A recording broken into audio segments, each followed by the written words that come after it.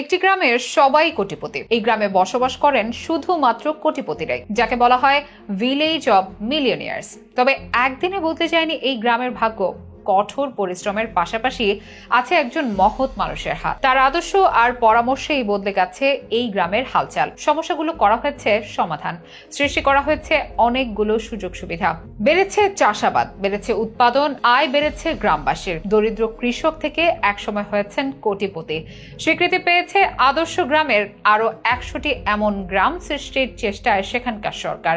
অনেকের মনেই প্রশ্ন, কোথায় আছে এই কোটিপতিদের গ্রাম? কিভাবেই বা ভাগ্য বদলে গেল তাদের? কার আদর্শ আর পরামর্শেই আমূল পরিবর্তন এলো এই গ্রামের? এসবের বিস্তারিত নিয়ে থাকছে এখনকার বিশেষ আপডেট।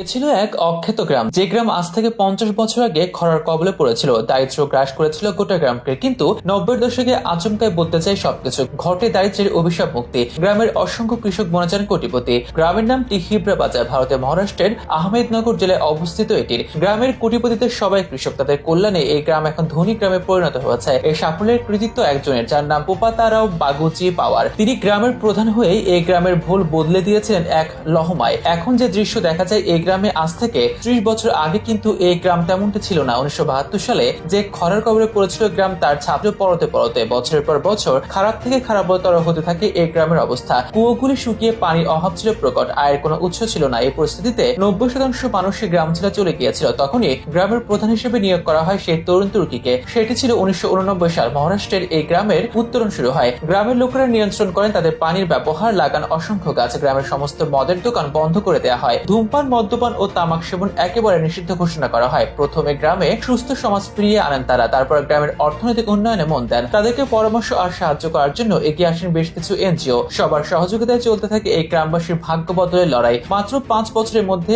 আসে ফল। আমূল বদলে যায় এই গ্রামের চেহারা। স্বল্প বৃষ্টিপাতের ফলে পানির চাহিদা মেটানো অসম্ভব হয়ে যাচ্ছিল। এই অবস্থায় গ্রাম প্রধান ঋণ নিয়ে এই গ্রামের বৃষ্টির পানি সংগ্রহে জলাশয় নির্মাণ করেন। রাজ্য সরকারের তহবিল ব্যবহার করে বৃষ্টির পানি সংগ্রহ করার জন্য 52টি মাটির বাঁধ, 32টি পাথরের বাঁধ ও চেক ড্যাম ও ট্যাঙ্ক স্থাপন করা হয়। এর ফলে গ্রামবাসীরা সেচের সুবিধা পেতে শুরু করে। বাড়তে থাকে কৃষি উৎপাদন। তখন থেকে আর পেছনে ফিরে তাকাতে হয়নি তাদের। কৃষিকাজ আবার সমহিমায় ফিরে আসে এই গ্রামে এবং তা গ্রামবাসীদের আয়ের প্রধান উৎস হয়ে ওঠে। এই গ্রামে শুরু হয় কম পানি ব্যবহারকারী ফসল উৎপাদন। শাকসবজি, ডাল, ফল ইত্যাদি চাষ হয় ফুলও। গবাদি পশু পালনে দুধের উৎপাদন বৃদ্ধি পায়। এখন এই গ্রামে 33 গ্যালন থেকে বেড়ে 880 গ্যালন দুধ উৎপাদন হয়। এতে গ্রামটি সমৃদ্ধশালী হয়ে ওঠে। 1995 সালে এই গ্রামে 182টি পরিবারের মধ্যে 168টি দারিদ্র্যসীমার নিচে ছিল। এখন দারিদ্র্যসীমার নিচে রয়েছে মাত্র 3টি পরিবার। বর্তমানে এই গ্রামের প্রতিটি পরিবারই রয়েছে বায়োগ্যাস প্ল্যান্ট। এই গ্রামে স্কুল ও স্বাস্থ্য সেবার ব্যবস্থাও যথাযথ। গ্রামে রয়েছে বিদ্যুতের সুব্যবস্থা। ইতিমধ্যে একে আদর্শ গ্রামের স্বীকৃতি দিয়েছে মহারাষ্ট্র সরকার। প্রশংসা করেছেন স্বয়ং নরেন্দ্র মোদী। পাতারাও পাওরাকে মহারাষ্ট্রের মডেল ভিলেজ প্রোগ্রামের চেয়ারম্যান নিযুক্ত করা হয়েছে, যাতে অনুরূপ